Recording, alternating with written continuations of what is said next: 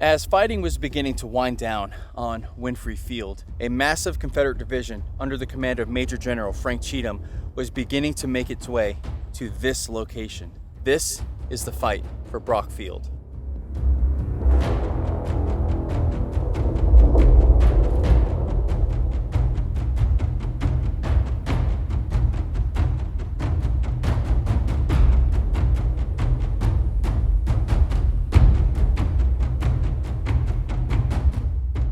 So we are at Bragg Field. Now looking at the wood line before us here, 5 brigades under the command of Major General Frank Cheatham were advancing towards us on the camera. Now occupying this area was Union Brigadier General William B. Hazen's brigade. And his brigade would have been positioned in this general direction along the Brotherton Road here. Now Hazen had skirmishers out in front of his brigade. And some of those skirmishers for the 124th Ohio were the first to begin seeing combat against Frank Cheatham's massive Confederate division. Now within the 124th Ohio was Corporal William Atkins, who was firing his first shots in anger here. So he was a green soldier. Now prior to the war, Corporal William Atkins was a school teacher. So while firing his first shots here, he was struck in the left shoulder. Now his commander, Captain George Lewis, ordered Atkins to the rear. Atkins would then reply, "I am not hurt much, I want to give them another." He'd begin reloading his rifle, but before he can raise it to fire again, he was struck on the chest and killed instantly. So right here in the fields before us here, a corporal by the name of William Atkins was killed right here in his first fight at Chickamauga. The firing had now become so heavy in my immediate front that I ordered my skirmish line to assemble on the left of the regiment and fired by volley until the cartridges were nearly expended. Major J.B. Hampson, 124th Ohio Infantry. So we are essentially in the middle of Bragg Field here. And as you can see, this field offers a bit more of a traditional view of a Civil War battlefield here. So you have clear fields of fire surrounded by woods here. Now, we are standing in the general location of William B. Hazen's brigade. Now, the Confederate units that we're about to make contact with were under the command of Brigadier General Preston Smith and Brigadier General Arthur Strahl. So they would emerge from the wood line here in this general direction. Now keep in mind, these were brigades, so within those brigades you had 3, 5, 6 regiments. So they would be spanning all along this area here, and a stand-up slugfest would emerge in this general area here, because now you had 2 armies who can clearly see each other, and Hazen's brigade would have to reload their cartridge boxes twice because they were pouring so much lead into the air here. Now I've read that Hazen's brigade was carrying anywhere to 40 rounds a man, and I've also read that they were carrying as many as 80. So either way, they had to refill their cartridge boxes twice. So think about the firepower of an individual soldier and how much lead that truly was flying through the air here at Bragg Field. Now by 3 p.m., the fighting taking place near Bragg Field essentially grounded to a halt, and a lull would come over this portion of the battlefield. But again, keep in mind, Cheatham's division was massive. So his division would encompass much farther than Bragg Field here. And while the fighting was happening here, there was also fighting happening elsewhere, and we're going to cover that fighting right now. The fight was desperate. The enemy were strongly positioned in the thick woods. Hiram Mormon, 13th Tennessee Infantry. The battle raged in its wildest fury. General Cheatham, the glorious old hero, could be seen galloping along the lines, encouraging the troops and giving his orders with coolness. Unknown Tennessee soldier. Over this spot of ground, both armies had been driven, and each had left their dead and wounded to mark the ill-fated spot where the old 19th lost most of her men that day. W.J. Worsham, 19th Tennessee Infantry. All right, so we're at stop number 2 here, exploring the fight for Bragg Field. And I just want to reorient you. Now the road to our front is the Brotherton Road. And this intersection is the Brotherton Road and Alexander Bridge Road. Now we were just at Bragg Field, which is in this direction. I would say 200 to 300 yards in Bragg Field is on your left. Now, the reason why we are in this location is this would have been Major General Frank Cheatham's right flank. So as you recall, his division was advancing in this general direction here, and his right flank ended in this general area here. Now the brigade making up Cheatham's right flank was under the command of Brigadier General John Jackson, and his brigade consisted of a mixed group from Georgia and Mississippi. Now, as the attack started here, his brigade would advance through this general area, and he would meet the remnants of Union General John Croxton's brigade. Now, if you recall, if you've been following the series, John Croxton's brigade was heavily engaged in the area of Jay's Mill.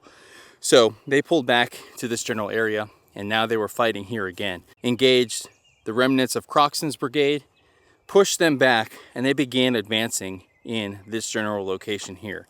And again, keep in mind, you had fighting all along the Brotherton Road in this general direction simultaneously. We charged the rebel lines, but being overpowered after a desperate struggle for the mastery of the ground. Unknown soldier Croxton's brigade.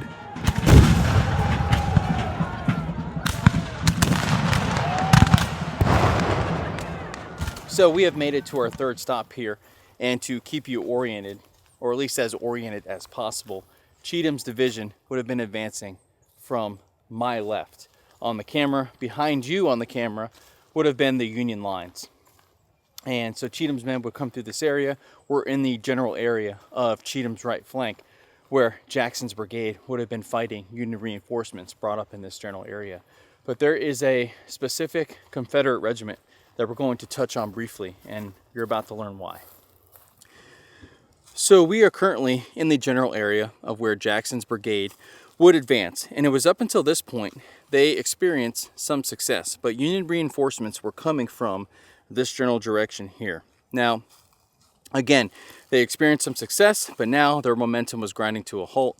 They would begin to face fresh Union brigades in this general area. Now, Colonel Philemon Baldwin and Brigadier General August Willich would arrive in this general area. Now, if you don't know anything about Willich, he commanded a brigade that was sometimes referred to as the Iron Brigade of the Army of the Cumberland. His brigade was well-dressed, well-drilled, and well-trained. And Willich himself was born in East Prussia.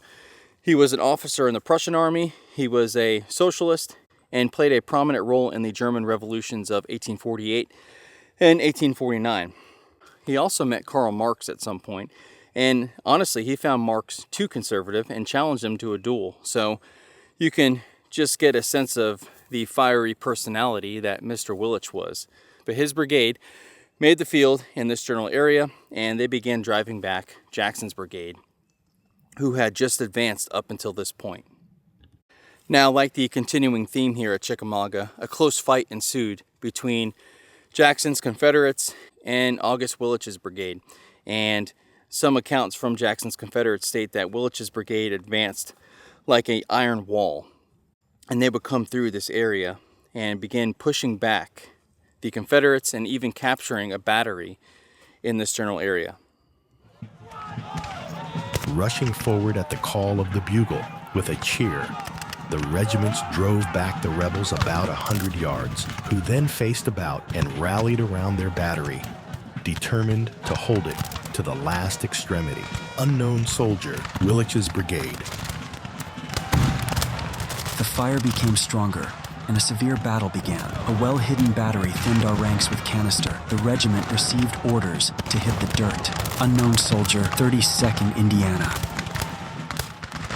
So right now we're in the general vicinity of the 1st Georgia Confederate Infantry, and in fact they only really had a battalion in this general area. I believe most of the regiment was tasked to go elsewhere. So right here you had the 1st Confederate Infantry, and panning back to our left, you had Willich's men, who were ordered to charge, begin screaming and advancing towards our location here. And in the fighting that would ensue shortly after this, Jackson's men began to waver and be pushed back.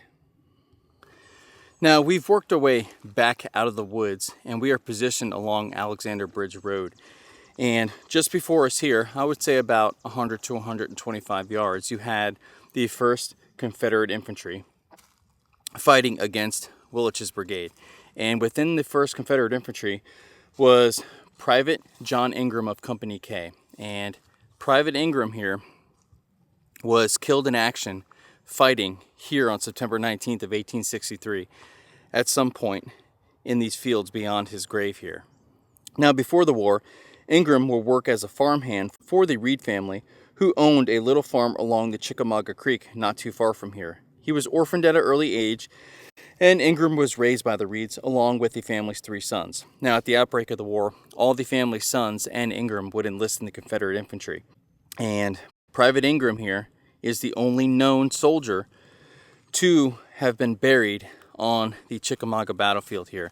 Now, it's probably safe to assume that there's a few unknown locations where there are soldiers buried. Think about the carnage that unfolded in these fields before us here. But Private Ingram is the only known soldier to be buried here on the Chickamauga battlefield. Now, following the battle here, John Ingram's friends and family would scour the battlefield until they located Mr. Ingram's body here, and he would be buried right in this location, not too far from where he was killed on September 19th of 1863. Now, I'm aware it is 2024, and society, as it is as of now, loves to assign labels to people they know nothing about. And I'm sure someone's going to assign a label to me about this video, but I just feel it's important to learn from both sides of a given conflict or event. If you exclude the side that makes you uncomfortable, you're not going to get the full picture. And when you're studying something as divisive as the American Civil War, it's important to try and understand this fight from both sides. And that's what we're doing here today. I'm not a Confederate sympathizer. I don't support the Confederacy. I do feel it is important, though, to learn from both sides. Now, like all the attacks here at Chickamauga up until this point, Cheatham's attack began to stall after some initial success. But this video came with an added lesson here, and that is